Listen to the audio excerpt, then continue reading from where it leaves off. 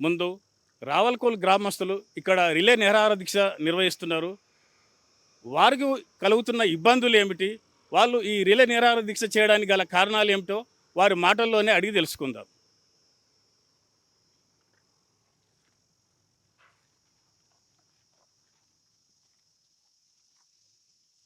Sir, ఇప్పుడు నూతనంగా ఏర్పాటు చేయబోయే క్రషర్ వల్ల భవిష్యత్తులో మీకు ఎలాంటి ఇబ్బందులు వస్తాయని బాధపడుతున్నారు?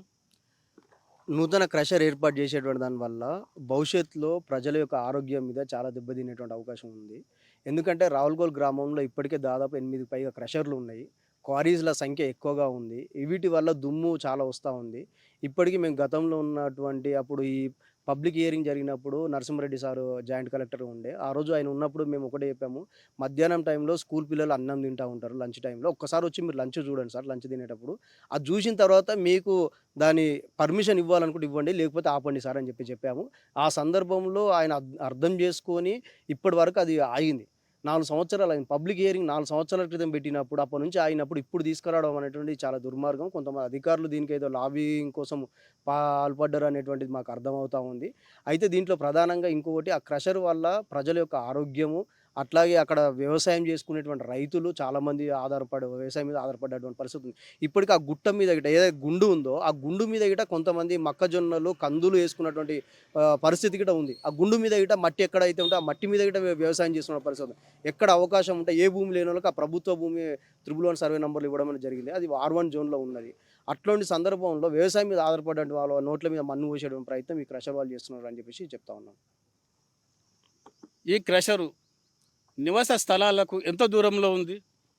ఈ క్రషరు ప్రధానంగా రాయి వచ్చేసి మన 2 అడుగుల దూరంలోనే వ్యవసాయ భూమి ఉంది. 10 అడుగులు, 15 అడుగుల దూరంలో మన హెచ్ఎండిఏ వెంచర్స్ లేఅవుట్లు ఉన్నాయి. దానికితో పాటు ఒక 200 మీటర్ల దూరంలో హెచ్ఎండిఏ వెంచర్‌లో ఒక 15 ఇండ్ల పైగా ఉన్నాయి. ఇందిరమ్మ ఇండ్లు 10 అడుగుల దూరంలో ఉంది. హాఫ్ కిలోమీటర్ కంటే దగ్గరలో రావులకోల్ విలేజి, గుబ్బడిగుట్ట తండ, దొంగలగుట్ట తండ, కాసంబై తండ హాఫ్ కిలోమీటర్ కంటే ఎక్కువ దూరంలో లేదు. దీనికి ఆనుకొని దాదాపు 200 మీటర్‌లో ఒక మల్లన్న గుడి వెనకాల ఉన్నటువంటి ఆశ్రమం ఒకటి ఉన్నది. ఇవన్నీ నియర్ బైలోనే ఉన్నటువంటి పరిస్థితి ఉంది. ఇప్పుడు అక్కడ క్రషర్ మైనింగ్ స్టార్ట్ అవుతే చాలా ఇబ్బంది జరిగేటువంటి అవకాశం ఉంది. చుట్టుపక్కల ఉన్న బోర్లు వ్యవసాయం చేసేటువంటి వాళ్ళ బోర్లు గీట కుప్పకూలేటువంటి పరిస్థితి ఉంది. వ్యవసాయం కుంటుపడేటువంటి పరిస్థితి ఉంది. అక్కడ చాలామంది తోటలేసుకొని మీకు ఇక్కడ ఇంతకుముందుకు ఒకటి చూపిస్తాను. ఆ తోట వేసుకొని కూరగాయలు పండించుకున్న పరిస్థితి ఉంది. ఇదిగోండి తోట. అతను తోట వేసుకొని దీని మీద ఆధారపడ్డాడు. ఇప్పుడు ఆయన తోట పెట్టుకున్నప్పుడు ఈ సందర్భంలో ఈ తోట కూలిపోతే అప్పుడు ఆయన చేయాల్సిన పరిస్థితి ఏంటి? ఆయన దీని వ్యవసాయం మీద ఆధారపడ్డప్పుడు ఇది నష్టం జరుగుతుంది కదా! ఈ కూరగాయలు పండించకపోవడం వల్ల గిట్ట నష్టమే కదా ప్రభుత్వానికి. కాబట్టి అదొకటి. రెండోది ఈ క్రషర్‌లోనే మొత్తం గుట్ట ఇదంతా ప్రాంతం ఉంది కాబట్టి దాదాపు ఒక 1000-1200 పైగా జాతీయ పక్షి నెమళ్ళున్నాయి. అసలు జాతీయ పక్షి నెమలిని ఎవరైనా ఏమన్నా అన్నా గానీ, ఏదైనా ఎవరైనా పట్టుకున్నా గానీ, ఎవరైనా సాదుకున్నా గానీ కఠినమైన శిక్షలు ఉన్నటువంటి సందర్భంలో ఇలాంటి జాతీయ పక్షి నెమలు అంతరించేటువంటి పరిస్థితి ఉన్నప్పుడు ప్రభుత్వం ఎందుకు దీని మీద చొరవ చూపెట్టలేదని చెప్పేసి మేము ఒకటి అడుగుతా ఉన్నాం. దీంతో పాటు ఈ రాయిలోనే ఆ గుట్టలోనే 200 ఏళ్ళకు పైగా ఉన్నటువంటి ఎల్లమ్మ గుడి అక్కడ ఉన్నది. ఇప్పుడు మీరు చూసినట్టయితే అక్కడ తొట్టెల, నాగుపాముల యొక్క గుర్తులు, తర్వాత ఇతర సంబంధాలు, ఆ తర్వాత ఎల్లమ్మ పాదాలు అవన్నీ స్పష్టంగా మీకు అక్కడ పోయి చూస్తే మొత్తం స్పష్టంగా కనిపిస్తది. ఇట్లాంటి పరిస్థితుల్లో ఒక చరిత్ర కలిగినటువంటి ఒక గుడి, ఆ రైతులందరూ ప్రతిరోజు ఆ గుడికి పూజలు చేయడము, ఆ వ్యవసాయం పంట వచ్చినప్పుడు అక్కడ పండుగలు చేసుకోవడం, ఎల్లమ్మ గుడి కాడ ఇవన్నీ రకాలుగా ఉన్నాయి. ఇట్లాంటి దాని ఆచారాలను లేకపోతే వివిధ అసలు దేవుడు అనేటువంటిది ఒక హైందవ భక్తికి సంబంధించినటువంటి పరిస్థితిలో ఉన్నటువంటి సందర్భంలో ఇవన్నిటిని చేసుకొని వాళ్ళు చేయడం అనేటువంటి కరెక్ట్ కాదు. దాంతోపాటు ప్రధానంగా ఇప్పుడు ఎవరైతే జయారెడ్డి గారు ఉన్నారో వీళ్ళది గతంలో రావులకోల్ గ్రామం కాకుండా గతంలో మునీరాబాద్ గ్రామం పరిధిలో ఒక క్రషర్ ఉండే జీవిత్ రెడ్డి గారి పేరు మీద. ఆయన దాదాపు 2016లో ఆయనకు మైనింగ్ వాళ్ళు అమౌంట్ కట్టట్లేదు, మైనింగ్ అమౌంట్ కట్టట్లేదు గవర్నమెంట్‌కి అని చెప్పేసి నోటీసులు ఇస్తే దానికి రెస్పాండ్ కాకపోతే కొన్ని కోట్ల రూపాయలు కట్టాల్సి వస్తాయి. రెస్పాండ్ కాకపోతే దాన్ని మునీరాబాద్ గ్రామంలో ఉన్నట్టు ఔటర్ రింగ్ రోడ్ ఆనుకున్న గ్రామంలో ఉన్నటువంటి దాన్ని క్రషర్‌ని క్లోజ్ చేశారు, సీజ్ చేశారు. ఇప్పుడు సీజ్ చేసిన తర్వాత మళ్ళీ ఆయన వాళ్ళ భార్య పేరు మీద రావులకోల్ గ్రామంలో పెట్టాలని చెప్పేసి అప్లికేషన్ పెట్టుకున్నారు. అందరూ వ్యతిరేకించారు. ఇప్పుడు అక్కడ ఉన్నటువంటి దానికి ఔటర్ రింగ్ రోడ్ దగ్గర ఉన్న దానికి ఆయన అమౌంట్ కట్టనప్పుడు ఈ రావులకోల్ దానికి ఎలా కడతాడు? అంటే ఇది ఒక రకంగా ప్రభుత్వాన్ని ఇటు ప్రభుత్వానికి ప్రభుత్వాన్ని మోసం చేయడము, ప్రజల ఆరోగ్యాలతోనే చెలగాటం, ఆయన డబ్బుల స్వార్థం కోసం, ధనార్జన కోసం చేస్తున్న ప్రయత్నం తప్ప ఆయన ఏదో ఇంకో ఉద్దేశంతో చేస్తున్న పరిస్థితి కాదు అని చెప్పేసి మేము తెలియజేస్తా ఉన్నాం. కాబట్టి వెంటనే ఈ క్రషర్ని గిట్ట ఆపాలి. మేము ఏదైతే ఏడీ మైన్స్ ఏడీ అయితే ఎవరైతే ఉన్నారో ఆయన అనుమతులు ఇచ్చినట్టుగా లెటర్ ఉన్నది కాబట్టి వెంటనే ఆయన మీద యాక్షన్ తీసుకోవాలనేటువంటి, ఎంక్వైరీ చేయాలనేటువంటిది, ఈ క్రషర్ని వెంటనే ఆపాలని చెప్పేసి మేము కలెక్టర్ గారిని కోరుతా ఉన్నాం. వాస్తవానికి అవి రైతుల భూములు. ఈ రైతుల భూములు ఈ మైనింగ్ చేసేవారి వద్దకు ఎలా వచ్చినాయి? ఇది ఒక ప్రధానమైనటువంటి సమస్యనే. ఎందుకోసం అంటే రైతులు ఎవరు భూములు ఇవ్వలేదు. అక్కడ 111 సర్వే నంబర్లో గతంలో 60 మందికి దాదాపు పట్టాలు ఇచ్చినటువంటి పరిస్థితి ఉంది. వాళ్ళందరూ ఆ పొజిషన్లో ఉండి దున్నుకుని, ఇంతకుముందు మీకు గతంలో ఇంతకుముందు చెప్పినట్టుగా రాయి మీద ఇట ఉండి పంట పొలాలు వేసుకుంటున్నారు. కానీ ఎవరైతే ఆ ప్రాంతానికి ఆ సంబంధం లేనటువంటి కొంతమంది రైతులు ఇచ్చి ఇది మాదే అని చెప్పి చెప్తా ఉన్నారు. ఇక్కడ సర్వే లేదు, ఏమీ లేదు. ఏదో ఆ రాయి దగ్గర సర్వే చేసుకున్న తప్ప ఎవరైతే వీళ్ళు ఇచ్చారో సర్వే లేదు ఒకటి. రెండవది, ఇంకా ప్రధానమైన ఇష్యూ ఏంటంటే, అసలు ఆశ్చర్యం ఏంటంటే, గతంలో చనిపోయినటువంటి ఒక వ్యక్తి ఆయన పేరు మీద ఉన్నటువంటి భూమి ఈయనకు అమ్మినట్టుగా డాక్యుమెంట్ క్రియేట్ చేశారు. అంటే ఎంత దుర్మార్గం అంటే, చనిపోయిన వ్యక్తిని కూడా విడిచిపెట్టకుండా ఆయన పేరు మీద ఉన్నటువంటి డాక్యుమెంట్ క్రియేట్ చేసుకుని వీళ్ళు ఇప్పుడు పర్మిషన్ కోసం పెట్టుకోవడం, 25 ఎకరాలకు పెట్టుకోవడం అనేటువంటి దారుణం. కాబట్టి దీని మీద గిట రెవెన్యూ అధికారుల మీద ఒకసారి ఎంక్వైరీ చేయాలి, ఎంక్వైరీ కమిటీ చేయాలని చెప్పేసి గిట మేము తెలియజేస్తా ఉన్నాం. 4 సంవత్సరాల క్రితం ఏరింగ్ పెట్టినప్పుడు గ్రామస్తులంతా తీవ్రంగా వ్యతిరేకించారు. అప్పుడు ఆగిపోయిన క్రషర్ పనులు ఇప్పుడు మళ్ళీ ఎందుకు స్టార్ట్ అయినాయి? దీనికి అధికారుల అండదండలు ఉన్నాయని మీరు భావిస్తున్నారా? నేను ఇంతకుముందు చెప్పినట్టుగానే 4 సంవత్సరాల క్రితం పబ్లిక్ హియరింగ్ జరిగినప్పుడు ఈ గ్రామంలో ఉన్నటువంటి ప్రతి ఒక్కరు, అన్ని పొలిటికల్ పార్టీలకు సంబంధించినటువంటి వాళ్ళు, ప్రతి ఒక్కరు పొలిటికల్ పార్టీలు, అప్పుడు ఉన్న ప్రజాప్రతినిధులు, గ్రామంలో ఉన్నటువంటి ప్రతి ఒక్కరు దీన్ని వ్యతిరేకించారు.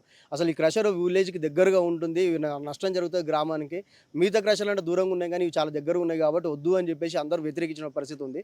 కానీ అధికారులు కొంతమంది 4 సంవత్సరాల నుంచి ఆగి ఇప్పుడు కావాలని వాళ్ళకి అనుమతులు ఇచ్చారు అంటే, రాయి కొట్టుకోనికి అనుమతులు ఇచ్చినాము అని చెప్పి చెప్తాను. రాయి కొట్టడం అనేటువంటిది ఇప్పుడు ఉన్నటువంటి పరిస్థితుల్లో ఎవ్వరు గతంలో ఆ రాళ్ళు అంటే సుత్తులతో కొట్టుకున్న పరిస్థితి ఉంది, గనేటు కొట్టిన పరిస్థితి. ఇప్పుడు ఎవ్వరు అట్లా కొట్టే సిచ్యువేషన్ లేదు, ఏం లేదు. ఏమున్నా బ్లాస్టింగ్ చేసి తీసేయడం పరిస్థితి తప్ప ఇంకోటి లేదు. ఈ బ్లాస్టింగ్ చేసేదానికోసం వీళ్ళు అనుమతి ఇచ్చారంటే అధికారులు కంపల్సరీ ఎవరైతే క్రషర్ యజమాన్యాలు ఉన్నారో వాళ్ళతోని కుమ్మకైరు అనేటువంటిది స్పష్టంగా కొట్టొచ్చినట్టు ఇక్కడ కనిపిస్తూ ఉంది.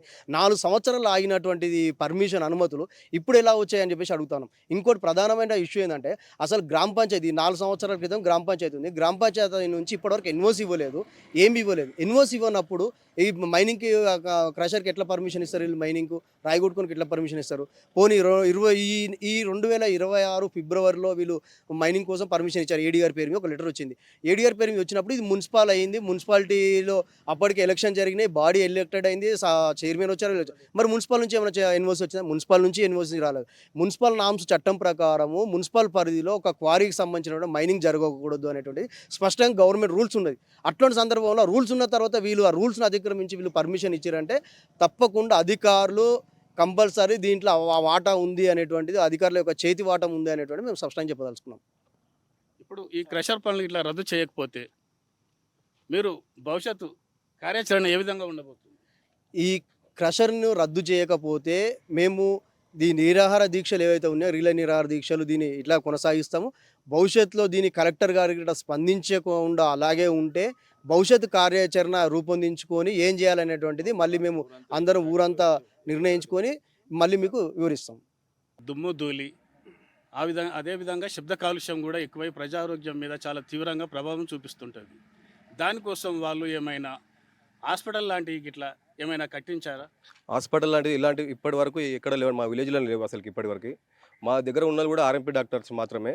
ఇప్పటికే రావులకొల గ్రామంలో మీరు సర్వే చేసుకోండి, చాలా మంది లివర్స్ ఖరాబ్ అయ్యి చిన్నపిల్లలు చాలా వీక్నెస్కి చాలా డస్ట్ ఎలర్జీ తోటి చాలా తీవ్రంగా చర్మ వ్యాధులు మరియు అస్తమా ఇలాంటి చిన్న వ్యాధులు, లివర్స్ ఖరాబ్ అయినాయి. చాలామంది డస్ట్ సంబంధించి చిన్న చిన్న వ్యాపారాలు కూడా నడిపించుకోలేకపోతున్నారు. విలేజ్లో కూడా చిన్న చిన్న దుకాణాలు కూడా ఈ డస్ట్ తోటి మొత్తం షాపులు బంద్ చేసుకుంటారు టోటల్గా. ఒకప్పుడు రావులకొల గ్రామంలో ఒక అర్ధగంటకు ఒక బస్సు వస్తుండేనండి. ఈ రోడ్లు పాడైపోయినప్పటి నుంచి ఊరికి 2 బస్సులు కూడా రావడం లేదు ఇప్పుడు మొత్తానికి. ఆ పక్కనే ఇప్పుడు ఎప్పుడైతే ఈ క్రషర్ మిషన్ పక్కన పెడదాం అనుకుంటున్నారో ఆ పక్కన ఒకటి తాండా ఉన్నది. ఆ తాండకు పొద్దున సాయంత్రం బస్సు వస్తుండే. ఇప్పుడు ఆ స్కూల్ పిల్లలు కూడా చాలా ఇబ్బంది అవుతుంది అక్కడ. ఆ రోడ్లు బాగలేదు, బస్సులు కూడా బంద్ అయిపోయినాయి. ఈ సమయంలో ఈ టైంలో ఇక్కడికి వచ్చి ఇప్పుడు ఈ క్రషర్ మిషన్ పెట్టడం చాలా దుర్మార్గం. ఈ విషయం మేము గతంలో కూడా గత 2000 నుంచి కూడా ఈ రావులకోల్లో క్రషర్ మిషన్ స్టార్ట్ అవ్వడం జరిగింది. ఇప్పటికి 8 క్రషర్ మిషన్లు ఉన్నాయి. ఎప్పటి నుంచో ఆ పక్కనే చెరువులు ఉన్నాయి, వన్యప్రాణులు చాలా చాలా పక్కనే లేఅవుట్స్. ఇప్పుడు అంతేందుకంటే 5 కిలోమీటర్ దూరంలో ఉన్న విలేజ్కి సంబంధించింది ప్రతి ఒక్క బ్లాస్టింగ్ సౌండ్తో, పొల్యూషన్ సౌండ్ తోటి ఆల్రెడీ గోడలు మొత్తం డిస్మెంటల్, మొత్తం ఏమంటారు క్రాక్స్ ఇవ్వడం జరిగింది, అటాచ్ ఇవ్వడం జరిగింది. అలా ఎన్నో ఇబ్బందులు చాలా మా గత 20 సంవత్సరాల నుంచి చాలా రావులకోల్ గ్రామంలో చాలా ఇబ్బందులు పడుతున్నాం.